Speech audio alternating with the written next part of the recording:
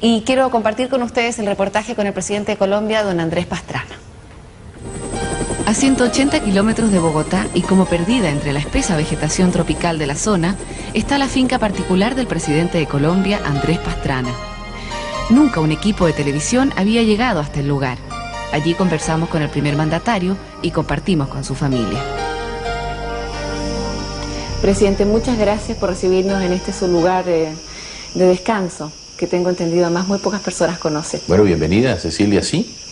Efectivamente ha sido como un lugar secreto, digámoslo así, que hemos tenido con Nora y con la familia.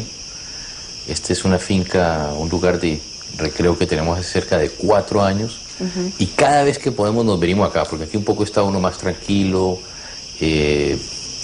menos protegido, llamémoslo así, entre comillas, menos protegido. Sí.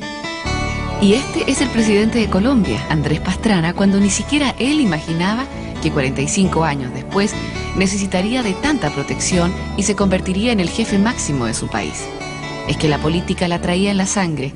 Su abuelo materno había sido candidato presidencial y su padre, Misael, presidente de Colombia entre el 70 y el 74. De esta forma, que el segundo hijo de los Pastrana heredara las dotes de sus antecesores parecía simplemente obra del destino. Presidente, ¿usted cree en el destino? Definitivamente, yo creo que sí. ¿Por qué cree que el destino lo puso como presidente de Colombia? Yo creo que por la situación que está viviendo el país en este momento. ¿Pero le gusta gobernar? Me fascina, porque esto fue lo que yo quise, para esto fue lo que me preparé. Y alguien, ¿Que le gustan los me dice, desafíos? pero a pesar de todo esto, ¿usted por qué eligió ser presidente de Colombia? Me dije, porque esto es lo que yo quiero. ¿Qué es lo más difícil de ser presidente de Colombia? Yo creo que enfrentar todos los problemas que tenemos. Alguien decía, oiga, presidente, usted tiene el peor empleo del mundo. Posiblemente, fíjese, todo lo que se mezcla en este país, se mezcla la economía, se mezcla el narcotráfico, tiene problemas de violencia, tiene problemas de insurgencia. Y en realidad, el caso colombiano es complejo. El mismo día que llegábamos a Bogotá para realizar este reportaje, una autobomba estalló en una concurrida calle de esa ciudad, dejando 7 muertos y 42 heridos. Es que la violencia en ese país pareciera ser cosa de todos los días. Y eso es tal vez lo que más impacta de esta nación.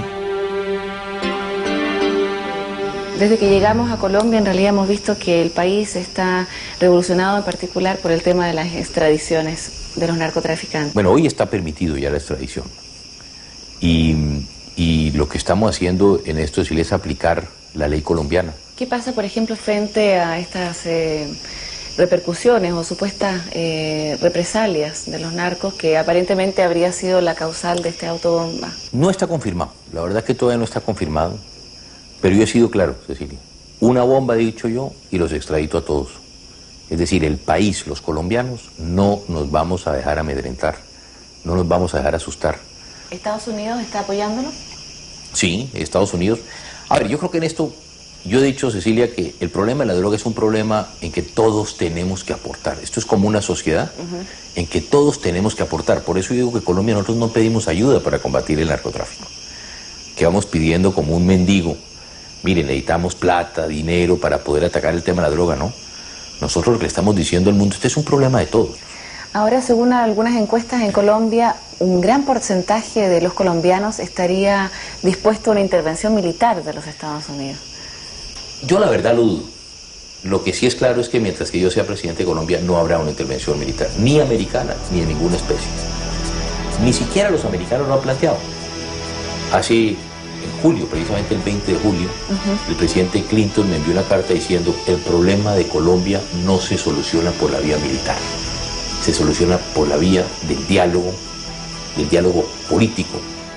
Diálogo que el presidente Pastrana ha querido establecer personalmente, en conversación cara a cara con los máximos jefes de la guerrilla. Uno siempre escucha el tema que recurre más en las conversaciones, es justamente ese, la paz. Y fue una de sus también ideas, tratar de alguna forma erradicar este problema y juntarse con la guerrilla, entablar diálogo. A ver, un poco le cuento qué hicimos. Lo que pasó fue que por primera vez en la historia de Colombia, es decir, un presidente, en mi caso, electo, voy a reunirme con Manuel Marulanda, el jefe de las FARC. ¿Cómo fue ese encuentro? Yo creo que ni ellos se imaginaban, como nos dijeron alguna vez, que el presidente fuera a llegar. Inclusive, después gente que iba conmigo, muchos de los guerrilleros se preguntaban, oye, ese hombre que hay es el presidente electo de Colombia, sí, ese que está ahí sentado, sí, el presidente de Colombia, sí, el presidente de Colombia. ¿Pero cómo se negocia con un guerrillero? Sí, lo primero que tenemos que plantear era que existiera confianza. Y este proceso, Cecilia, ha subsistido por la confianza que hay entre el presidente y Manuel Marulanda. Y de esta manera, ojalá, al final de este año, como yo le planteé a la insurgencia en Colombia, podamos tener un cese a fuego de un mes, entre el 15 de diciembre al 15 de enero, para que le digamos al mundo que los colombianos podemos terminar el siglo en paz y comenzar el nuevo milenio también en paz. Y es que si hay algo que le sobra a este joven presidente latinoamericano, es facilidad para comunicarse. Y que hoy nos está acompañando. Entonces vamos a presentar también a Cecilia para un abrazo a ella. No por nada, aunque se recibió de abogado y luego de periodista, optó por esta segunda carrera, que ejerció en medios escritos y audiovisuales, convirtiéndose en un destacado entrevistador. Muy buenas noches, les habla Andrés Pastrana. Desde Washington les informa Andrés Pastrana. El presidente, en su labor de periodista, entrevistó al general Pinochet, sí, mientras era presidente, el año 85, tengo entendido. Sí. ¿Cómo fue esa experiencia? Muy interesante, porque yo entrevisté al general Pinochet cuando, creo que hacía muchos años él no le hablaba a ningún periodista. Alguien me decía que hacía como 10 años no le hablaba a un periodista. Hasta me recuerdo que algún amigo parlamentario chileno me dijo, empezamos a hablar y me dijo, mire, el líder político de la oposición en el caso chileno en este momento es el cardenal Enríquez, es el hombre crítico del gobierno, bueno. Entonces me recuerdo que salió el general a hacer la entrevista y lo primero que me dijo es, agradezca, yo hace mucho tiempo no le hablo a nadie, hace muchos años yo no le hablo a ningún periodista y yo le hablo a usted por la amistad que tengo con su embajador y por eso le voy a hablar, mejor dicho, dele gracias a Dios que yo le voy a hablar a usted. Quedé muy impactado. Y entonces reaccioné en ese momento cuando dije, bueno, ya que estamos hablando del tema religioso, se dice aquí en Santiago que el jefe de la oposición es el cardenal Enríquez. ¿Qué hay de cierto en eso, general? Y ahí comenzó la entrevista y yo vi que él con la pregunta siempre quedó, pues, le llamó mucho la atención.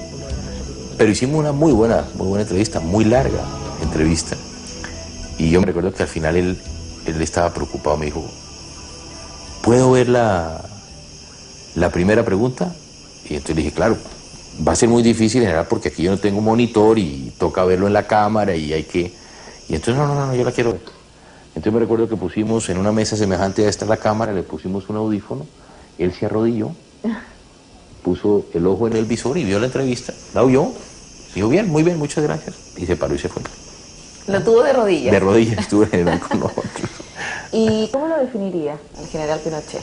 Bueno, era un hombre muy pragmático dentro de sus tesis, era un hombre muy radical dentro de sus tesis, bueno, las que les conocemos y las que le conoció el mundo, pero en eso él era convencido de esa política y bueno, eso fue lo que aplicó el general. ¿Y su opinión frente a la detención del general en Londres? En esto yo he sido muy claro, Cecilia. Primero porque tenemos dos países amigos enfrentados. Sí. Y por eso, como colombiano y como presidente de Colombia, lo que hemos querido es que solucionen amigablemente esta controversia. Pero segundo, nosotros no creemos que a través de mecanismos unilaterales se pueda violentar la soberanía de un Estado, es decir, por decisiones unilaterales. Esas no las hemos compartido ni las vamos a compartir como presidente de Colombia. Así, a través del periodismo y la política, Pastrana ha podido desarrollar su vocación de servicio a la comunidad. Pero no es sino en su ambiente familiar, junto a su esposa Nora y sus 3 hijos, que este hombre se siente más realizado y feliz.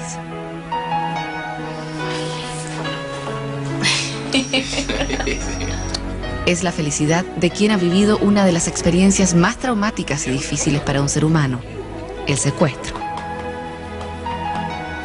El tema del secuestro debe de tocarlo particularmente por el hecho de haber sido secuestrado.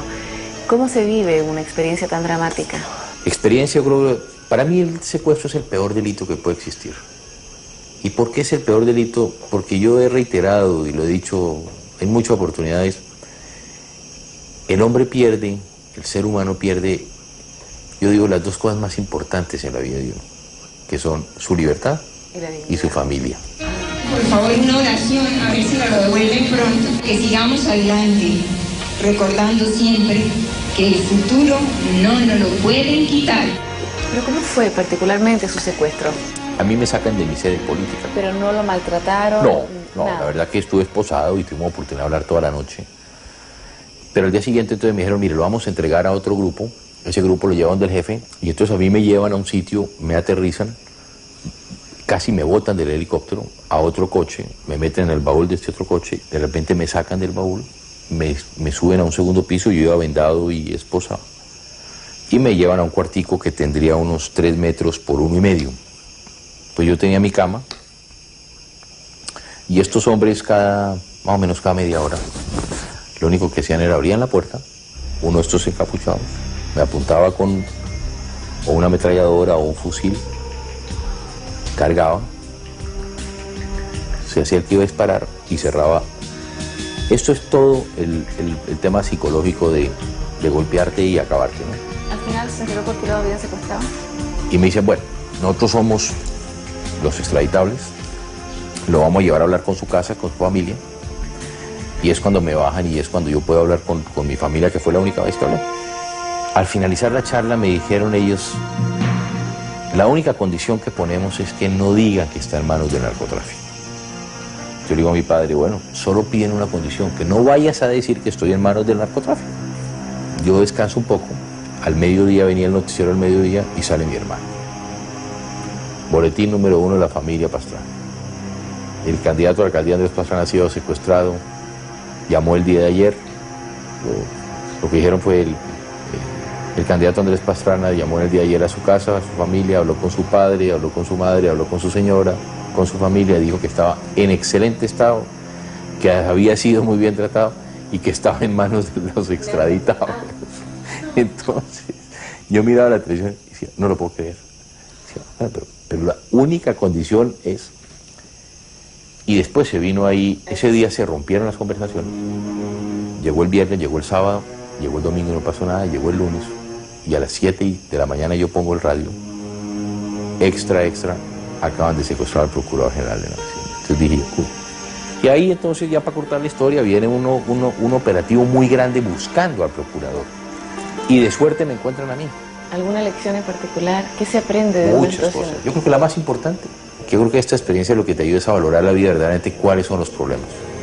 Y no pensar cuántas pequeñas cosas que de verdad son insignificantes y que le damos tanta importancia ni que verdaderamente la tienen.